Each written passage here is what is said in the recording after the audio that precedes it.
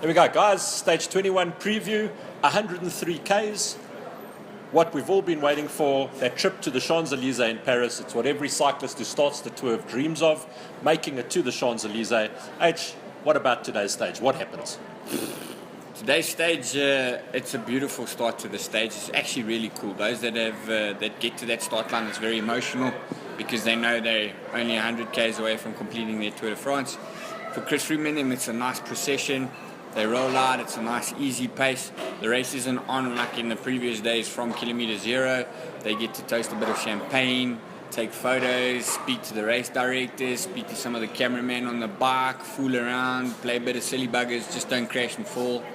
They cruise around like that and they get to their local laps. It's a very famous local lap. What's a local lap? Yeah, so we get to the circuit around the Champs-Élysées, and that's when the racing really happens on the last day. So you've had this procession that takes place celebrating your achievements, celebrating just making the finish or getting onto the last stage of the tour. Years ago, Robbie Hunter was eliminated after a time trial on the Saturday. He couldn't actually start the last stage, and I think he was eliminated by a couple of seconds due to saddle sores. That was it. So the guys who starting the stage are happy.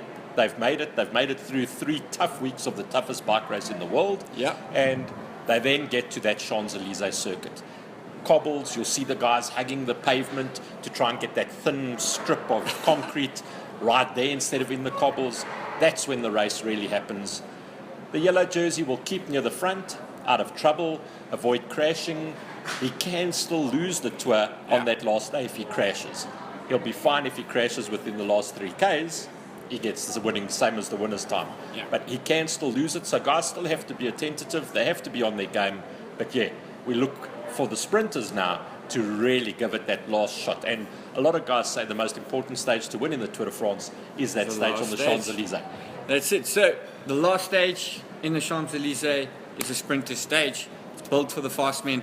A couple of fast men missing. I don't know what happened to them on the way to the Paris, but we're missing a few of them. So a handful of guys that we think we could see up in the front there competing for this coveted stage. I mean, it's the final stage of the tour. Everybody remembers who wins the stage. Who do you reckon is going to be up there? I'm going to put my money on the unlucky German who flung his hands in the air and also said he was switched, and I think Degenkolb is due. So you go for Degenkolb Bobby. Yeah, sprints. Bobby. So yeah, Tony's going for Degenkolb. I'm inclined to think that hopefully Bosenhagen's carried some really good form into this last week. Yeah. So I'm going to tip Bosenhagen for the win. Let's see if he can do it. Guys, from H&T, till next time, keep safe. Cheers. Cheers.